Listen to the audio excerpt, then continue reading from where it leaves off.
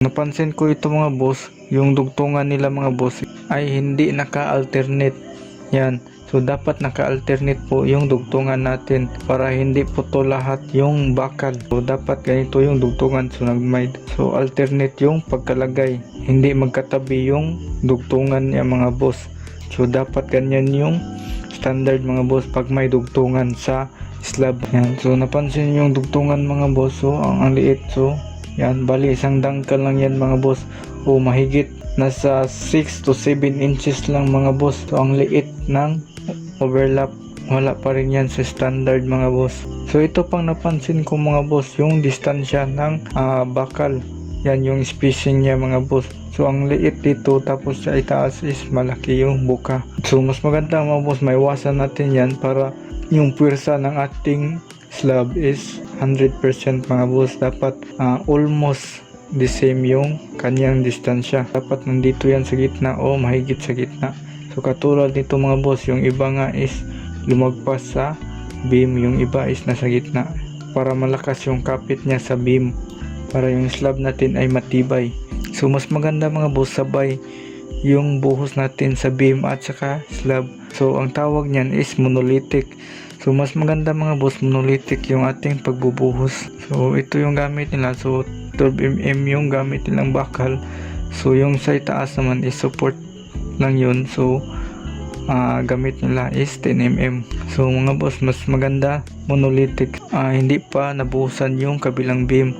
So mas magandang mabuhusan lahat ng beam. So ito pa mga napansin ko mga boss. So itong beam na to sobrang luwang sa ilalim mga boss. Bali ang kapal ng beam na to, distansya ko nasa mga 5 inches mga sir. Yan, 5 to 4 inches lamang mga sir. So ang liit nito mga sir, luwang sa ilalim. So maluwang sa ilalim mga sir. So ito yung PVC, titest natin yan. So yan, so sobrang luwang sa ilalim mga sir. Yan mga sir. So plywood po yang nasa ilalim. So magkasing pareho lang sa bakal yung luwang at saka taas ng bakal, at hindi pa nasa gitna yung bakal mo. So sobrang luwang dito sa gilid, dapat nasa gitna yung bakal ng yung biga. So ito pa napansin ko mga boss, so ito lang yung nakataling alambre. So yung iba ay hindi nila tinalian. Okay din naman kasi nakapatong yung ating slab sa beam. So mas maganda pa rin talian natin yan. Ito pa napansin ko mga sir, yung mga bend nya. So okay naman dito nakabend, is nasa gitna naman yung bend. So okay lang at mataas, at nakapatong pa ito sa biga yung bakal mga sir. So okay yan mga sir. Itong unlike sa dito sa kabila ay nasa ilalim ng biga. So mas maganda nito mga sir, yung bend na to is naka vertical position, hindi naka horizontal. Dapat papunta sa ilalim yung point ng bend. So yan mga sir. So hindi pa nabuhusan lahat. So yung sa kabila ay wala pa. So yan, nabuhusan na yan dyan. So mas maganda monolithic pa rin yung ating pagbubuhos nito, kasi dapat nilalagyan ito ng spacer o tinatali ito sa bakal.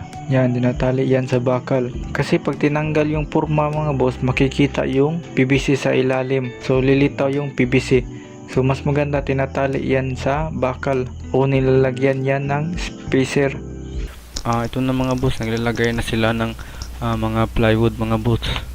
So yung mga beam na yan mga boss, napansin nyo ay buo nang nabuhusan. So yan. So pero advice ko sa inyo mga boss, pag nag-slab kayo, dapat monolithic yung buhos nyo. Monolithic, ibig sabihin ng monolithic ay buo yung buhusan. So hindi pwede nauna yung beam. So dapat sabay ang buhusan nito. So dapat sabay buhusan yung beam at saka slab. So yan yung monolithic. Yan yung mga advice ng mga engineer mga boss, monolithic yung pagbubuhos. Pero depende na yan sa mga gumagawa mga boss. So dito sa kanila, yung ginawa nila ay naglalagay sila ng mga dowel sa beam mga boss. Yan. So yan yung abang sa second floor mga boss para sa slab. At yung gamit nilang plywood mga boss ay 1/4. So manipis lang, pero dapat magdahan-dahan kang mag-apak nito mga boss, at baka mabutas ito kasi 1/4 lang yung kapal ng plywood. Pero mas maganda So pansinin niyo yung guhit na pula na yan. So may taong naglalakad, dala-dala yung wheelbarrow na may halo. Siguro sa vibration, kaya yun, nag-react yung mga support at maya-maya gumuho yung mga support sa ilalim. So bakit nga ba nangyari ito?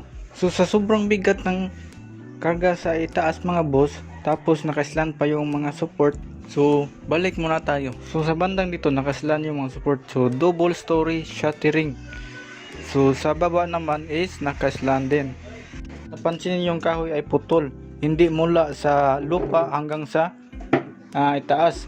So bali dinugtong nila ang kahoy, kaya diyan nagsimula yung paggalaw ng mga porma. Ganyan. So diyan nagsimula mga boss. So balik natin mga boss. So tingnan niyo naman. So nakaislan na ito sa hindi pa ito gumuho mga boss. So sa bandang ito nakaislan na po itong mga forms na to sa hindi pa gumuguho. So ganyan. So diyan nagsimula yung paggalaw ng mga forma. So dito naman itong mga bilog na mga berde na to ay kulang sa height yung mga kahoy. So kaya ginawa nila is pinagdugtong nila at yung iba ay pinatong sa isang hollow block. Ganyan. So big mistake po yan mga boss. So yung mga bilog na yan ay mga weak yan o walang puwersa yan dyan banda. So kailangan talaga tayo may structural design tayo mga boss. Habang basa pa yung concrete mga boss, hindi niya pa kaya buhatin yung sarili niya. So nagre-rely siya sa mga support na ating nilalagay sa ibaba. Kaya dapat nasa standard yung ating mga support sa ilalim mga boss. So para maiwasan natin yung pagguho mga boss katulad nito. So next itong mga naka-slant na mga poste. So dapat ito naka-vertical. So vertical at horizontal lang yung dapat natin. So yung naka-slant na mga poste na yan ay bawal pa rin yan o hindi yan dapat nila ginaganyan. Kasi pag naka-slant mga boss, mabilis gagalaw yung poste o yung porma sa ilalim mga boss. At saka dito naman sa ilalim mga boss, yan, kita nyo yan. Yan, yung maikli lang yung mga kahoy. Yan. So, ang ginawa nila is dinugtungan nila ng block baron. So, ganyan, ginawa lang bricks o stone block. Ganyan. So, kaya yan. So, pag gumalaw yung poste, mas maganda kasi yan mga boss, nakabaon kunti yung vertical na poste natin. So, dapat nakabaon ito sa lupa. Yan. So next is, so balik lang natin ng konti. So next is itong mga reinforcement bar mga boss. Yan. So mali ito mga boss. So napansin nyo yan na puto lahat yung dugtungan mga boss. So hindi dapat ginaganyan mga boss. Dapat alternate yung pagkadugtong nito mga boss. Ganyan. So katulad dito sa kabila So ganito dapat ang ginawa nila. Hindi puto lahat yung dugtungan. So balik natin mga boss. Ganyan. So next is yung sa nito mga boss, yung distansya ng column. So diyan okay lang yan, maliit. So dito is sobrang luwag.